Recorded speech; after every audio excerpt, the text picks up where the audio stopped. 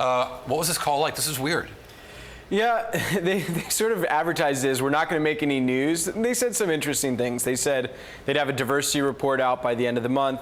Eric Holder's report on sort of their sexual harassment and cultural problems would hopefully be out by the end of April. And they made some commitments to really working on the organization. Their head of HR said they had a cult of the individual and needed to change that. So it was just sort of a cult. Wait, the head of HR referred to her own organization as a cult. Well, I mean, I think the idea was, we have some good values, which is like pull yourself by your own bootstraps, solve the problem, like go out there, and then that sort of becomes excessive and creates this culture where, sort of one superstar is more important than the morale of the rest of the team. Is this just unusual for a company to do? I mean, companies have problems. Some of these problems might be extreme and also unusual. But this sort of airing of the dirty laundry and working it out publicly just doesn't seem like the Uber that we know. I mean, I think it's a company that consumers have a very close relationship with.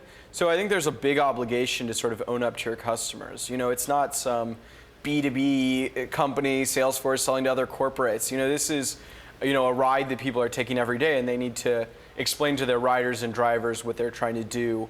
Drivers were a big theme on the call, just saying they were going to try and improve the product to make their lives easier, improve their pay. That's interesting. I guess from when you've got a sort of assetless business, right? When you've got a business where you don't own the stuff, you're really demanding the attention of both customers and providers of the service.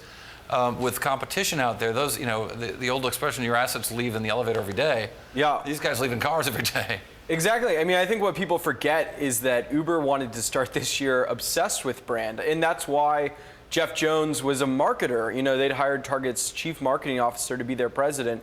It was supposed to be all about brand, and obviously it's just been destroyed the first 3 months of the year. Now, Rachel Holt, one of their top executives. We got a quote here from the call, I guess. This is Jeff Jones, sorry, not for the call, saying the beliefs and approach to leadership that have guided my career were inconsistent with what I saw and experienced at Uber. And that seemed like that really seems like it's referring to something went down. Yeah, it was a pretty biting comment. I mean, clearly he disagreed with Travis Kalanick, the CEO, on a lot of issues. I mean, I sourced a couple of them. So one was, how drivers were treated, this tipping issue. He supported tipping drivers. Another was just safety on the platform.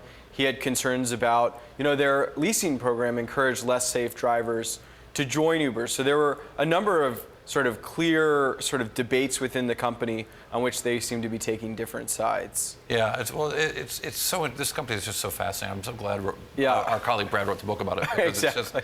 I don't think there's a more interesting company in all the world of business.